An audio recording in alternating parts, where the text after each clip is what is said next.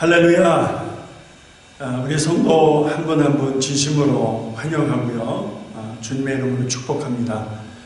오늘 수요 성경 공부 5월 20 수요일 오전 10시 주제별 성경 공부 시작하도록 하겠습니다. 잠깐 기도하겠습니다. 하나님 아버지 은혜를 진심으로 감사드립니다. 목마른 사슴이 시냇 물을 찾기에 갈급하듯이 하나님, 우리가 은혜를 사모하며 주의 말씀을 듣고 싶어서 또 이 자리에 모였습니다. 각자의 처소에서 사모하는 마음으로 참여하는 우리 성도들 그 심령 가운데 은혜 주시고 성령님 세미한 음성 들려주시고 하나님의 말씀의 능력을 경험하는 시간, 그 말씀을 붙드는 시간, 그 말씀대로 살아 하나님의 놀라운 능력을 삶 속에서 보고 경험하는 정말 능력 있는 믿음으로 세워주시기를 원합니다. 이 한 시간 하나님 부족한 점 감춰주시고 말씀을 통하여 우리 안에서 운행하시고 역사하셔서 하나님 정말 믿음으로 사는 우리 모두로 인도하여 주시옵소서. 감사드렸고 예수님의 이름으로 기도합니다. 아멘. 아멘. 지난주까지 우리가 믿음으로 사는 자에게 주시는 축복, 특별히 거듭나는 일에 대해서 이렇게 한 3주간에 걸쳐서 말씀을 같이 나누었고요. 이제 오늘부터는 또 다른 주제로 진행이 되는데 여러분 주보사에 넣으셨던 간지 또 찬송가 성경책 이렇게 다 펴놓으시고요. 오늘 우리가 같이 살펴보고자 하는 주제는 중생 이후부터 우리에게 주시는 하나님의 어떤 은혜, 또 우리가 감당해야 될 어떤 신앙의 영역들을 이렇게 하나하나 나눠서 진행하는데요. 그 첫 시간으로 중생한 사람, 거듭난 사람들에게 주시는 권세가 있습니다. 권세, authority라고 그러죠. 하나님의 자녀로 살아가는 특권이라고 말씀드릴 수 있겠습니다. 그래서 오늘은 하나님의 자녀가 되었다, 믿음으로 사는 사람이 되었다라는 전제하에 그 믿음으로 사는 사람들 누구에게나 공통적으로 주신 하나님의 특권, 하나님의 자녀로서 사는 누리는 특권이 있다는 것, 오늘 이것을 중점적으로 좀 다루도록 하겠습니다. 여러분 유인물을 보시면서 같이 참여하시기 바랍니다. 제가 서론을 먼저 좀 읽겠습니다. 사람이 예수 그리스도를 영접했을 때 이전 것은 지나갔으니 보라 새 것이 되었도다. 고린도후서 5장 17절 말씀을 하고 있습니다. 여기서 새 것이라고 하는 것은 자신이 주인대로 살았던 옛 성품, 옛 자아가 아니라 예수 그리스도 안에서 새롭게 변화된 성품, 곧 새 사람으로서 자녀된 것을 의미한다. 자녀에게는 자녀로서 누리는 여러 특권을 갖는데 그것을 말씀하는데 그 중에서도 세상에 줄 수도 알 수도 없는 평안을 먼저 생각해 볼 수 있습니다. 하나님의 자녀에게는 평안함을 주신다는 거예요. 그래서 마음이 평안할 때, 삶이 평안할 때 하나님이 함께 하십니다. 하나님의 은혜가 있다는 사실을 여러분 확신하시기 바랍니다.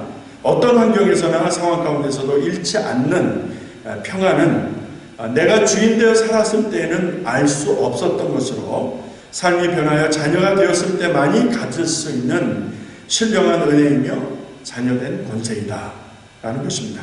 요한복음 1장 12절 말씀 우리 같이 읽어볼까요? 시작. 영접하는 자, 곧 그 이름을 믿는 자들에게는 하나님의 자녀가 되는 권세를 주셨으니. 자, 하나님의 자녀에게는 권세가 있다는 거예요. 여기 말씀드리는 이 권세라는 것이 어느 특정한 퀄리티, 어떤 특정한 조건을 갖춰야지 누릴 수 있는, 또 가질 수 있는 그런 특권이 아니라 하나님의 자녀가 되었다면, 하나님의 자녀로 살아간다면 누구나 누릴 수 있는 권세다라는 것, 특권이다라는 것 여러분 의심하지 않고 확신할 수 있기를 바랍니다. 자, 본론으로 돌아가시게 되면 아래와 같이 하나님의 자녀에게 약속된 특권, 권세를 살펴보고자 한다. 몇 가지를 제가 써드렸는데 한 5가지, 그리고 그 외에 또 여러 가지들이 있습니다. 그것을 이제 하나하나 좀 짚어보겠습니다. 먼저 첫 번째, 하나님의 자녀가 되었을 때 갖는 특권 중에 첫 번째, 하나님이 항상 함께 하신다는 것입니다. 요한복음 여러분 3장 20절로 되어 있죠. 그것을 고치시기 바랍니다. 요한복음이 아니라 요한계시록입니다. 죄송합니다. 그거 하나가 좀 잘못 프린트 되었습니다. 자, 요한계시록 3장 20절, 요한계시록 3장 20절 같이 읽습니다. 시작. 볼지어다 내가 문 밖에 서서 두드리노니 누구든지 내 음성을 듣고 문을 열면 내가 그에게로 들어가 그로 더불어 먹고 그는 나로 더불어 먹으리라 라고 말씀하셨습니다. 자, 우리가 예수 그리스도를 믿는다는 말의 의미는 영이신 하나님이 내 안에 계신다라는 말로 이해할 수도 있는 것이죠. 자, 요한계시록 3장 20절의 말씀을 근거해서 보면 우리가 예수 그리스도를 영접하고 나면 영이신 하나님이 내 안에 거하신다. 그래서 나는 그로 더불어 그는 나로 더불어 함께 나누며 교제하며 사는 이 특권을 말씀하고 있습니다. 여러분, 정말 내 안에 우리 안에 주님이 계십니까? 이 부분을 확인해 보는 시간 되기를 바랍니다.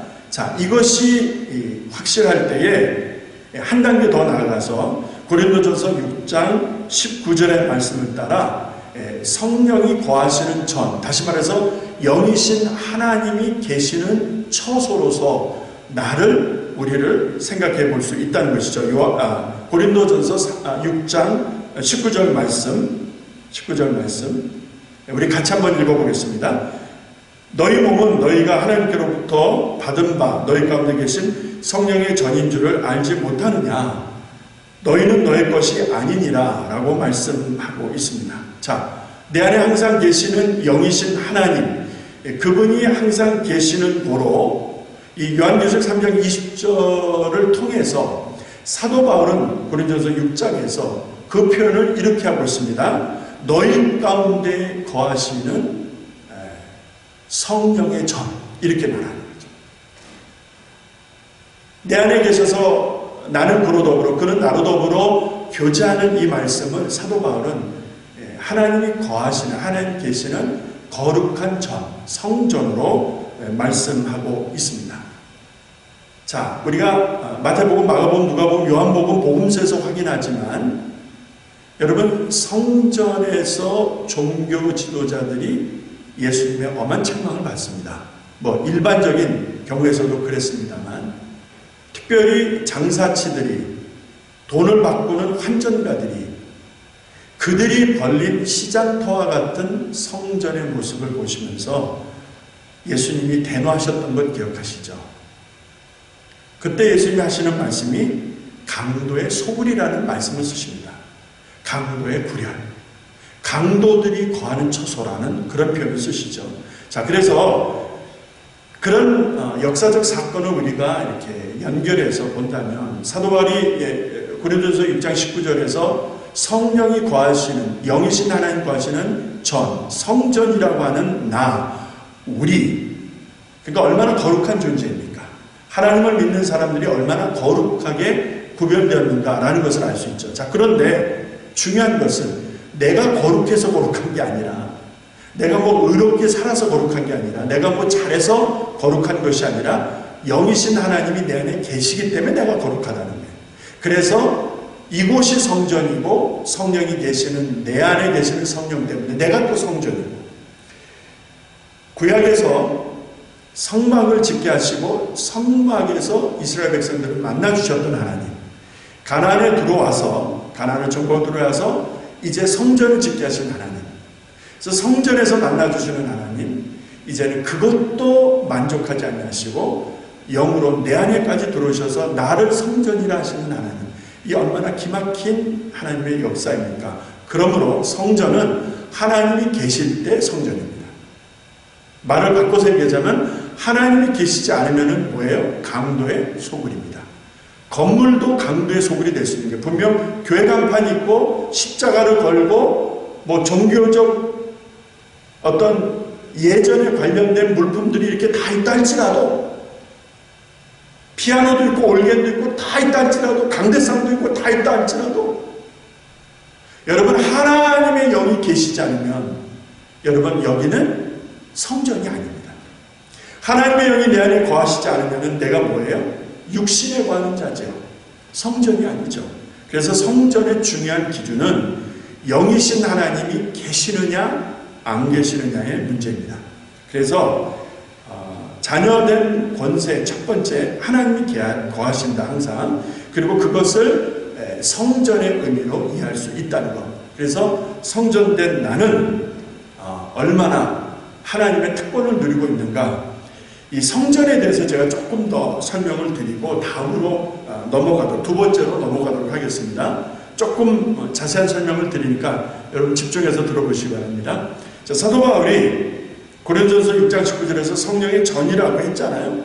자, 성령의 전은 하나님이 거하시는 하나님의 임재가 있는 하나님의 영광이 있는 그 처소를 의미하는 것이죠. 자, 사도 바울이 이 말을 할 때에 그 배경은 고린도라고 하는 항구 도시였습니다. 자, 고린도라고 하는 항구 도시가 어떤 곳이었는가? 여러분 유추해 볼 수 있잖아요. 본래 해안에 있는 해안 도시들, 이렇게 내륙에 있는 도시들하고는 달리 해안가에서 형성되어진 이런 도시들, 특별히 무역이나 교류가 왕성하게 이루어졌던 항구 도시로서의 해안 도시는 여러분 여러 가지 문화와 종교와 이념과 사상들이 들어오고 나가는 곳이 되는 것이죠. 자, 고린도가 항구 도시였고 상업 도시였기 때문에 많은 것들이 들어오고 나가는 그런 곳이었어요. 그러다 보니까 이 음행이 아주 심각한 문제가 되었죠. 음행, 더러운 성적 이런 관계로 타락할 대로 타락한 그런 모습을 연출하고 있었다. 어디가? 고린도라고 하는 도시가. 자, 이런 상황에서 사도 바울이 고린도전서 6장 19절 20절에서 너희는 성령이 거하시는 성전이다 라고 하는 이 말에는 대단히 중요한 의미가 있다. 그 역사적 배경을 우리가 염두에서 볼 때는 사도 바울이 또 하나님께서 사도 바울을 통해서 특별한 목적과 의도를 가지시고 이 말씀을 증거하게 하셨다라고 우리가 볼 수가 있죠. 자, 우리 안에 내 안에 거하시는 하나님의 영으로 내가 성전이다라는 거예요. 내가 거룩한 곳이다. 거룩한 처소다라는 것입니다. 자, 여기서 한두 가지 짚고 이제 다음으로 넘어가는데요. 사도 바울이 말하는 또 성경이 말씀하시는 영이 거하시는 거룩한 처소로서 나, 거룩한 하나님의 영이 계시는 이곳을 성전이라고 하잖아요. 자, 이 성전의 의미가 세 가지 중요한 게 있더라고요. 첫 번째가 거룩하다는 거예요. 여기가 거룩한 기준은 인테리어 디자인을 잘해서가 아니고요.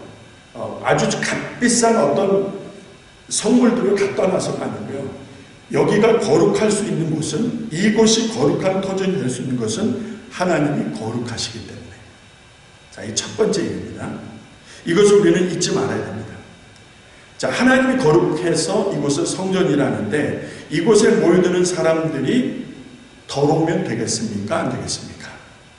하나님이 거룩하신데 우리의 몸과 삶이 불의의 도구로 쓰여지고 있다면, 정욕, 욕심, 미움, 불법 이런 것들을 자행하는 그런 우리가 되고 있다면 성전과 조화를 이룰 수 있겠는가? 두 번째, 성전의 의미는 예배하는 처소라는 것입니다. 첫 번째는 거룩하다, 두 번째는 예배하는 처소이다라는 거예요. 자, 온전한 희생제물을 드려서 하나님 앞에 제사를 드렸잖아요. 그런데 일회적이라고 했잖아요. 아무리 깨끗한 동물의 피로 죄사함을 얻었다 할지라도 그것은 단회적으로 끝났기 때문에 내가 또 죄를 짓게 되면 또 동일한 제사를 드려야 된다는 거예요. 그렇다고 하면 오늘 우리가 소와 양과 짐승의 피를 가지고 와서 제사를 지내야 되지 않았을까 하는 생각을 하게 되어집니다. 자, 그렇다고 하면 우리가 이렇게 하나님 앞에 예배드릴 수 있게 된 근거가 무엇인가 보았더니 희생제물이 되신 하나님의 어린 양 예수, 그의 피로 우리가 이제 거룩하게 되어졌고 하나님의 자녀가 되어졌잖아요. 그래서 로마서 12장 1절의 말씀, 우리가 거룩한 산제사를 드릴 수 있게 된 거예요. 그러므로 너희는 이 세대를 본받지 말고 오직 마음을 새롭게 함으로 변화를 받아. 그렇죠? 마음을 새롭게 함으로 변화를 받아. 이것이 너희가 드릴 영적 예배라고 말씀하지 않습니까? 그래서 성전의 존재 의미는 제사, 예배에 있는 거예요. 거룩하신 하나님, 그리고 그 거룩하신 하나님 앞에 제사하는 곳이 성전이다. 세 번째, 마지막으로 하나만 더 말씀을 드린다면 이 성전, 거룩한 하나님이 계시고 또 거룩함을 받은 백성들이 하나님을 예배하는 이곳의 소유주는 하나님이시다 하는 거예요. 자, 성전은 주인이 우리가 아니라 특정한 사람들이 아니라 하나님이 주인이시다라는 거죠. 하나님이 소유주시다라는 사실 여러분 믿으시기 바랍니다. 아무리 사람들이 물질을 들이고 고생해서 건축했다 할지라도 실소유주는 하나님이시다라고 하는 이 사실, 내 몸의 주인이 하나님이시다라는 거예요. 내가 주인이 아니라, 우리가 주인이 아니라 하나님이시다. 자, 이제 정리합니다. 성전이라고 하는 나, 성전이라고 하는 우리, 여기가 성전이라고 하는 이 교회당의 의미는 거룩한 곳이다, 예배하는 곳이다, 하나님이 주인이시다. 이 세 가지 잊지 마시기 바랍니다. 이것을 잊어버릴 때 사람들의 목소리가 커지는 거예요. 사람들이 주인 행세하는 거예요. 그래서 교회들이 아픈 거예요. 자, 하나님의 자녀가 되면 누릴 수 있는 권세 첫 번째가 뭐라고 말씀드렸습니까? 하나님 내 안에 계신다. 그리고 나는 성령의 전이다 라는 것이죠. 두 번째, 이제 친구라고 하는 것입니다. 자, 하나님의 자녀로서 누릴 수 있는 두 번째 특권을 친구로 말씀을 드립니다. 하나님이, 우리 주님이 나의 친구가 되신다. 요한복음 15장 15절 말씀 같이 읽습니다. 이제부터는 너희를 종이라 하지 아니하리니 종은 주인의 하는 것을 알지 못함이라.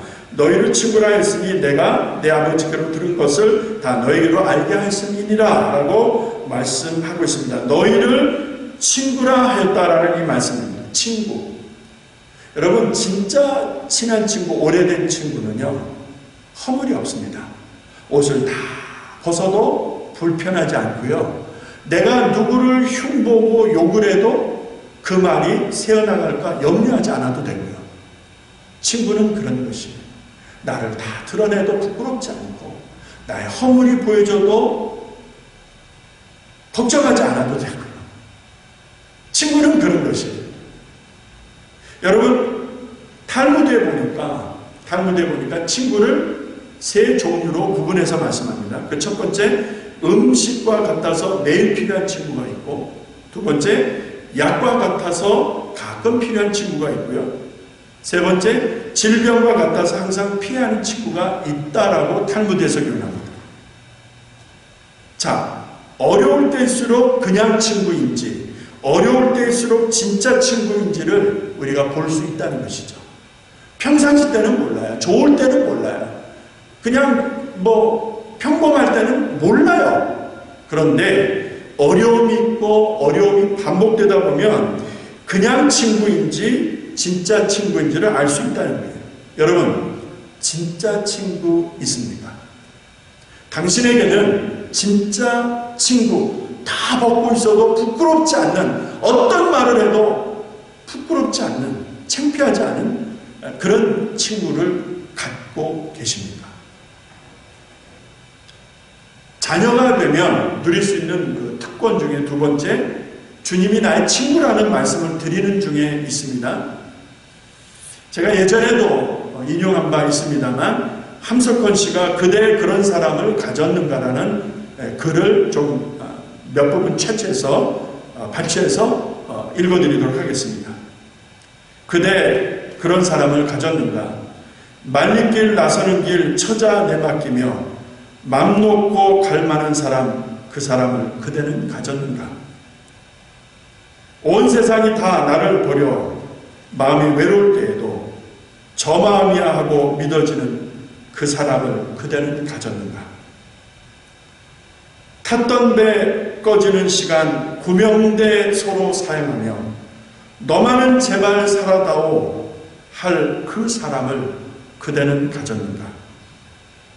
잊지 못할 이 세상 놓고 떠나려 할 때 저 하나 있으니 하며 빙긋이 웃고 눈을 감을 그 사람을 그대는 가졌는가? 온 세상의 찬송보다도 아니하고 가만히 머리 흔들 그 한 사람, 그 한 얼굴을 생각해 알뜰한 유혹을 물리치게 되는 그 사람을 그대는 가졌는가? 여러분, 이런 친구가 있으십니까? 꼭 쥐어야 내 것이 되는 것이라고 하면은 진정 내 것이 아니라는 말이 있습니다. 꼭 쥐고 있어야 내 것이 된다? 그건 진짜 내 것이 아니라는 것이고요. 그냥 놓아두었는데도 항상 내 곁에 있다면 그것이 진짜 내 것이다. 내 사람이다. 진정한 친구다라는 말이라는 것이죠. 진짜 친구인지 그냥 친구인지 어떻게 알 수 있습니까? 소문을 믿는지 나를 믿는지를 보시기 바랍니다. 떠돌아다니는 소문을 믿으면 그건 그냥 친구예요. 친구도 아니죠. 그런데 아무리 떠돌아다니는 말이 있어도 나를 먼저 믿어주는 사람이라고 하면 그 사람이 진짜 친구다. 어떤 경우에서도 변하지 않는 친구다. 여러분, 이런 친구 있습니까? 자녀가 되면 누리는 특권 두 번째, 주님이 친구가 되어주신다는 거예요. 바로 우리 곁에, 내 안에, 내 옆에 이런 친구 되시는 예수님이 계시는 것 믿으시기 바랍니다. 우리 친구 되시는 예수님께 무엇이든지 다 내려놓아도 다 보여줘도 부끄럽지 않아요. 친구처럼 그 아름다운 관계를 만들어 가시기를 축원합니다. 자, 세 번째, 하나님의 자녀가 되면 자녀로서 누리는 특권 세 번째, 용서입니다. 용서. 여기서 용서의 용자는 얼굴을 가리키고요, 서는 용서를 가리키는 것입니다. 그러니까 그의 얼굴을 용서한다, 이런 문자적 풀이가 되겠죠. 누가복음 6장 37절을 같이 읽습니다. 비판하지 말라, 그리하면 너희가 비판을 받지 아니할 것이요, 정죄하지 말라, 그리하면 너희가 정죄를 받지 아니할 것이요, 용서하라, 그리하면 너희가 용서를 받을 것이요 라고 되어 있습니다. 여러분, 용서라고 하는 것은 가해자가 진심으로 사과할 때 피해자가 그것을 받아들이면 그것을 용서라고 하는 것이 되겠죠. 가해자가 진심으로 사과할 때 피해자가 그 사과를 받아들이면 그 행위를 용서라고 한다면, 여러분, 이것을 사람과 하나님 관계에서 한번 생각해 보십시다. 하나님이 가해자입니까? 사람이 가해자입니까? 하나님이 피해자이십니까? 사람이 피해자입니까? 하나님과 인생들 관계에서 누가 가해자고 누가 피해자입니까?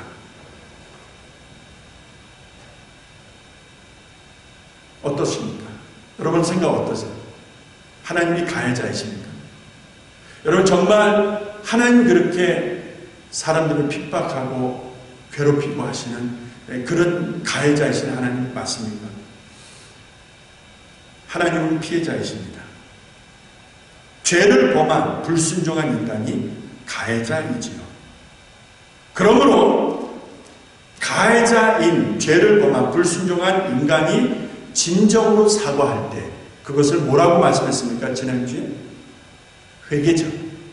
진심으로 회개할 때 하나님은 그 회개를 받으시고, 그 회개를 받으시고 사과를 받으시고 하나님이 하시는 행위가 뭐죠? 용서라는 거예요. 여러분이 정말 예수를 믿는다면 하나님의 용서를 받은 사람들이라는 것이죠. 용서받을 수 없는 죄인인데 용서하신 거예요. 그러니까 우리가 참 많은 빚을 졌어요. 하나님 앞에 많은 사랑의 빚을 졌어요. 우리가 아직 죄인 되었을 때, 내가 아직 죄인 되었을 때에 하나님 그렇게 용서하셨으니까 내가 하나님 앞에 큰 빚을 지었다라고 해야 할 것입니다. 마태복음 18장 21절로 22절에 베드로가 형제가 잘못을 하면 그저 한 7번 용서하면 되겠지요 여러분 한두 번 용서하기도 쉽지 않은데, 아니 한 번도 용서를 안 하는데 그것이 우리의 인생들 아닙니까? 근데 7번 용서를 해야 되겠습니까? 하면 되겠습니까? 자, 베드로의 말이 참 넉넉해 보입니다만 이때 예수님이 뭐라고 말씀하시죠? 7번뿐만 아니라 70번씩 7번이라도 하라. 7번 그래, 참 좋다. 그런데 아니, 70번씩 7번. 그러니까 계속해서 형제가 허물이 있을 때에 용서해야 하는 하나님의 말씀입니다. 이게 주님의 뜻이에요. 골로새서 3장 13절 읽어볼까요? 누가 네게 혐의가 있거든 서로 용납하여 피차 용서하되 주께서 너희를 용서하신 것 같이 너희도 그리하고 라고 되어 있습니다. 자, 중요한 것은 주님이 너희를 용서한 것처럼, 주님이 나를 용서하신 것처럼, 내가 잘해서 용서받은 거 아니잖아요. 우리가 공로가 있어서 용서하신 거 아니잖아요. 우리에게는 아무런 자격도 조건도 없었는데 십자가에서 죽으신 예수로 말미암아 우리를 용서하신 거 아닙니까? 자, 주께서 우리를 그런 용서를 베푸셨다면, 그렇다면 너희도 그리하라. 너희가 누구입니까? 오늘 여러분과 저이지요. 오늘을 사는 그리스도인들이죠. 오늘을 사는 그리스도인들에게 너희도 그리하라. 골로새서 3장 13. 너희도 그리하라. 무엇을 하라? 주님이 용서하신 것 같이 너희도 용서하라 라는 말이 되겠죠. 여러분 용서하십니까? 여러분 정말 용서하고 계십니까? 정말 주님이 나를 용서하셨다라는 사실을 믿는다면 여러분 그 형제를 받아줄 수는 없는 것입니까? 그 잘못한 자매를 내가 용서할 수는 없는 것입니까? 오늘 나는 용서하고 있는가 정직하게 돌아봐야 합니다. 속에 꽁하고 속에 그 억하심정, 속에 받은 상처 쓴뿌리를 그대로 두고 이를 갈고 있지는 않는지 모를 일입니다. 주님이 용서하신 것 같이 용서하라. 나를 용서하신 하나님. 이것이 주님이 주시는, 자녀들에게 주시는 특권이라는 것이죠. 네 번째, 제사장이라는 말이 나옵니다. 제사장으로 세우셨다. 그러니까 하나님의 자녀들, 예수 믿는 사람들은 누구일까? 제사장이다. 누구일까요? 제사장이다 이 말이죠. 베드로전서 2장 9절을 보시게 되면 같이 있습니다. 오직 너희는 택하신 족속이요 왕같은 제사장들이요 거룩한 나라를 계속한 소유된 백성이니 이는 너희를 어두운 데서 불러내어 그의 기이한 빛에 들어가게 하신 자의 아름다운 덕을 선전하게 하려 하십니다. 너희는 택하신 족속이고 왕같은 제사장들이다. 여러분 제사장이 무엇을 하는 사람입니까? 중보자 아닙니까? 중보자. 제사장은 중보자예요. 거룩하신 하나님과 죄를 지은 인간 사이에서 중보하는 자들을 제사장이라고 하는 거예요. 백성이 죄를 지어서 하나님 앞에 나아갈 때 그 속죄하는 일을 담당하는 중보자로서의 제사장. 제사장은 그런 거예요. 그런데 그런 제사장이 더러우면 되겠어요? 그런 제사장이 사리사욕의 눈이 어두우면 되겠어요? 그런 제사장이 자기 감정에 넘어지면 되겠어요? 그런 제사장이 분별하지 못하면 되겠어요? 그런 제사장이 손과 발이 입이 더러우면 되겠어요? 제사장이 더러우면 그 제사가 온전해지겠습니까? 제사장이 먼저 깨끗해야 하는 것 아니겠습니까? 그 직무를 감당하기 위해서 하나님과 죄를 지은 인간 사이에서 중보자의 사명을 감당하기 위해서 선행되어져야 되는 것은 제사장이 깨끗해야 한다는 거예요. 그래야 그 모든 제사와 직무를 감당할 수가 있는 것이죠. 자, 그리스도인들에게, 하나님의 자녀들에게 제사장이라는 이 특권은 우리가 먼저 정결해야 한다는 것이죠. 우리가 먼저 손과 발이, 우리의 심령이 깨끗해야 한다는 것이죠. 분별해야 한다는 것이죠. 감정에 이끌리고 함부로 말하고 함부로 사는 것이 아니라 여러분 옳게 분별하고 인내하고 하나님의 영광을 위해서 살 수 있어야 되는 것이죠. 자, 제사장으로서의 그리스도인들은 거룩하신 하나님과 죄 많은 세상 가운데서 울어야 하는 사람들이라는 거예요. 이 코로나 바이러스로 인하여 힘들어하는 이웃을 향하여 하나님의 영광을 가슴에 품고 그 능력을 가슴에 품고 저들을 섬기고 기도해야 되는 중보자적 사명이 그리스도인들에게, 하나님의 자녀들에게 주어진 직무요 특권이라는 사실을 믿으시기 바랍니다. 여러분, 이런 사명 감당하고 계십니까? 아니면 이제라도 감당하시길 원하십니까? 지난 주일 제가 광고 시간에 시카고 교회협의회에서 발표한 내용을 말씀드리면서 이렇게 어려운데 몇몇 교회가 렌트비를 못 내는 미자립교회들을 도와달라고, 이 주변에 있는 정말 렌트로 사는 그런 교회들 어려워서 렌트비도 못 낼 텐데 그런 이웃들 교회들을 도와달라고 몇몇 교회들이 성금을 보내왔다는 거예요. 제가 말씀드렸던 대로 너무 도전을 받은 거예요. 성도 여러분, 5불도 좋고 1불도 좋습니다. 10불도 좋고요. 여러분들이 쓰시던 것 조금만 떼어서 봉투에 담아서 이것을 이렇게 구제하는 데 써달라고 특별히 이렇게 제목을 써서 보내주시면 그것을 모아서 제가 지난주에 말씀드린 대로 당연들은 교회가 지출할 수 있는 부분들을 한번 고려하셔서 이것을 모두어서 우리 교회와 성도들의 이름으로 정말 이때의 어려운 미자립 교회들 조금이라도 도움을 드릴 수 있다면 같이 나누는 하나님의 은혜와 사랑으로 알고 섬기기를 원합니다. 여러분 동참해 주시기 바랍니다. 정말 동참해 주시기 바랍니다. 이게 제사장의 말만 하는 제사장이 아니라 진짜 삶으로 보여지는 하나님의 자녀들, 제사장으로서의 사명 감당하는 자녀들이라 이 말입니다. 할렐루야. 다섯 번째, 하나님의 자녀로서 누릴 수 있는 특권 중에 다섯 번째, 승리입니다. 승리, victory. 근데 보장된 승리라고 했어요. 그러니까 약속되어진, 이미 확보되어진 승리다 이 말입니다. 요한일서 5장 4절 말씀 같이 있습니다.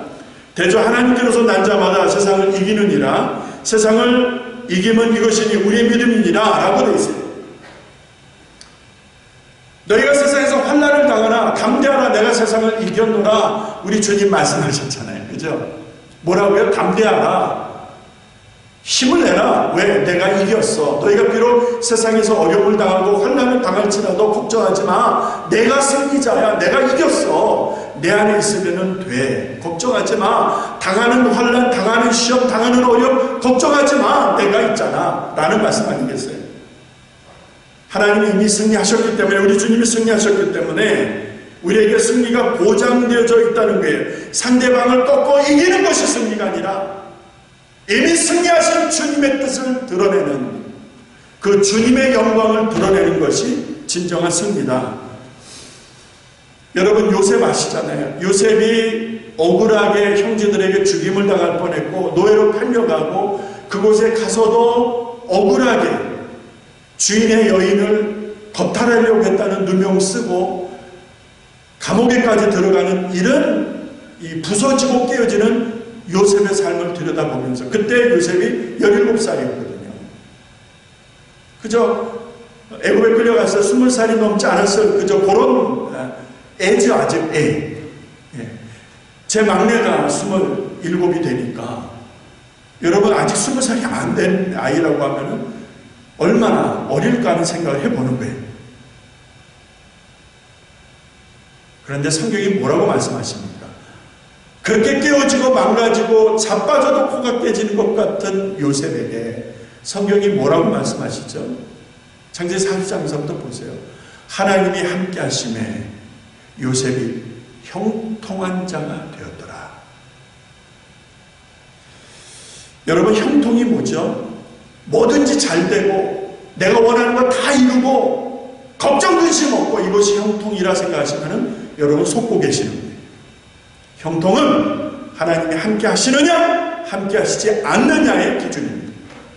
아무리 만사 대통이랄지라도 하나님이 함께 하시지 않으면 그것을 형통한 인생이라고 성경 말씀하지 않습니다. 근데 아무리 어렵다 할지라도, 아무리 힘든 삶을 산다 할지라도 하나님이 함께 하시면 그 자를 가리켜서 형통한 자라고 말씀하시는 거예요. 바꿔서 누가 승리하는 자입니까? 누가 보장된 승리를 누릴 수 있는 것입니까? 하나님의 은혜 안에 있는 사람, 하나님의 자녀로 살아가는 믿음의 사람들이 누릴 수 있는 특권 아니겠습니까? 이 보장된 승리가 어디서 온 거예요? 십자가에서 온 거예요. 우리 주님이 십자가에서 내가 다 이루었다. It is finished. 내가 다 끝냈다 라는 말씀은 무엇이죠? 내가 다 마쳤다라는 말은 무엇이죠? 우리의 구원, 우리의 승리를 위해서 우리가 할 수 있는 일은 없고 우리가 할 수 있는 일들이 아니고 주님이 다 끝을 냈고 주님이 이루셨다, 주님이 마치셨다라는 선포 아닙니까? 그래서 예수 그리스도를 믿는 자들에게는 승리가 보장되어져 있는 것입니다. 아까도 말씀드린 대로 우리가 세상에서 환난을 당할 수 있습니다. 우리가 세상에서 억울한 일을 경험할 수 있습니다. 그러나 그럴지라도 담대하라는 거예요.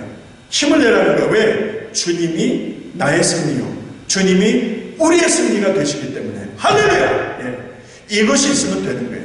이것이 있고 이것을 확신하면 절대로 밀리지 않습니다. 절대로 쓰러지지 않습니다. 아니, 쓰러졌다 할지라도 다시 일어납니다.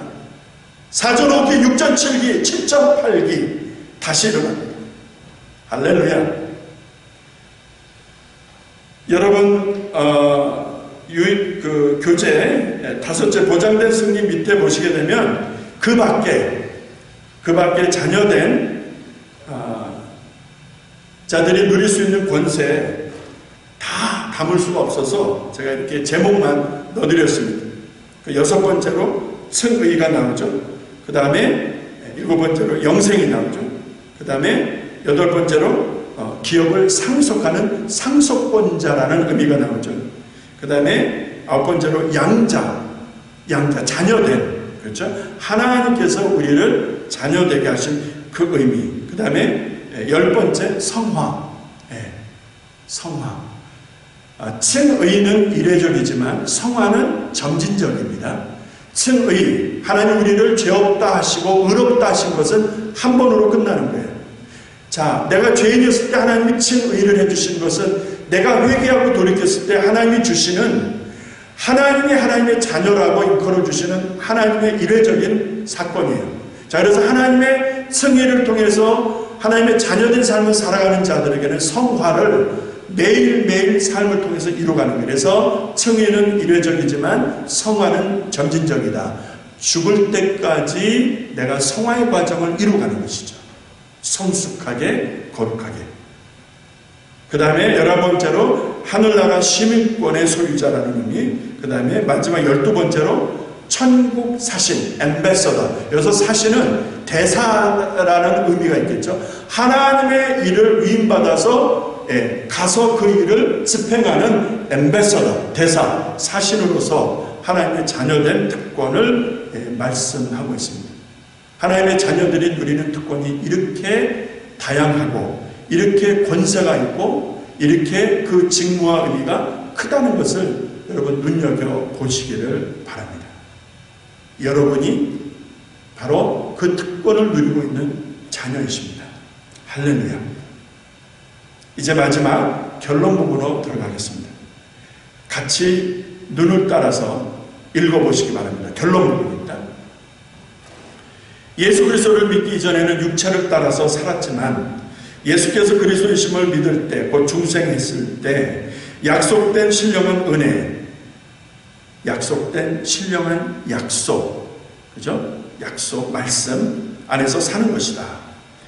이를 새 사람 혹은 하나님의 자녀라고 일컫는다. 자녀는 특권을 갖는데 에베소서 1장 3절의 말씀처럼 찬송하리로다 하나님 곧 우리 주 예수 그리스도 아버지께서 그리스도 안에서 하늘에 속한 모든 신령한 복으로 우리에게 복 주시되, 말씀을 따라 하늘에 속한 신령한 은혜를 부어주시고 그것을 누리게 하시는 특권이라는 거예요. 그래서 하나님의 자녀는 하나님이 말씀하시고 부어주시는 신령한 은혜들을 누리고 그것을 삶 속에서 누리는 그런 특권, 자녀로서의 어떤 권세를 오늘 말씀드렸습니다. 여러분, 상황이 아무리 어렵다 할지라도, 상황이 아무리 힘들다 할지라도 여러분과 제가 예수 믿는 사람들은 하나님의 자녀입니다. 하나님의 자녀에게는 권세가 주어졌습니다. 그 권세는 세상이 줄 수도 알 수 없는 권세입니다. 그 권세를 가지고 이 어려울 때에 하나님의 자녀된 그 본분, 빛과 소금처럼 살아서 이 땅에서 하나님의 영광을 드러내는 하나님의 자녀된 본분을, 또 직무를, 시대적인 사명을 우리가 지켜가야 될 줄로 믿습니다. 교회가 이 어려울 때 감당해야 될 사명이 있고, 하나님의 자녀들이 누리는 특권을 가지고 감당해야 될 직무가 있습니다. 그 직무를 감당할 때 하나님 기뻐하시는 거예요. 그 직무를 감당하지 않고 게으르면 뭐예요? 직무 유기가 되는 것이죠. 마지막 질문 드리고 마칩니다. 오늘 우리는 하나님의 자녀에게 주시는 특권을 누리고 있는가? 정직하게 돌아보시며 점검하시며 확인하시고 정말 자녀된 권세를 누리며 살아가는 여러분과 우리 모두가 될 수 있기를 주님의 이름으로 축원합니다. 하나님의 자녀이십니다. 기도하겠습니다. 아버지 하나님, 하나님의 자녀된 권세, 그 특권을 오늘 말씀으로 함께 나눴습니다. 하나님의 은혜 안에서 우리를 의롭다 하시고称義하셔서 이제 자녀된 반열에 세우시고 이제 내 안에 계신 성령 하나님, 거룩한 영이신 하나님으로 말미암아 성전되게 하시고 이제 보장된 승리와 제사장적 사명을 감당케 하시는 우리 하나님, 이 어렵고 힘든 때에 이 어렵고 힘든 세대를 품고 우리 교회와 우리 성도들이 빛과 소금의 사명을 감당할 수 있도록 하나님 도와주시옵소서. 아버지, 이 한 주간도 승리하게 하시고 남은 인생도 복되게 하나님 영광 드러내는 우리 모두로 인도하여 주시옵소서. 감사드렸고 예수님의 이름으로 기도합니다. 아멘. 할렐루야. 승리하시기 바랍니다. 감사드리고 또 다음 주 수요일 아침 성경 공부 시간에 뵙도록 하겠습니다. 승리하시기 바랍니다. 감사합니다.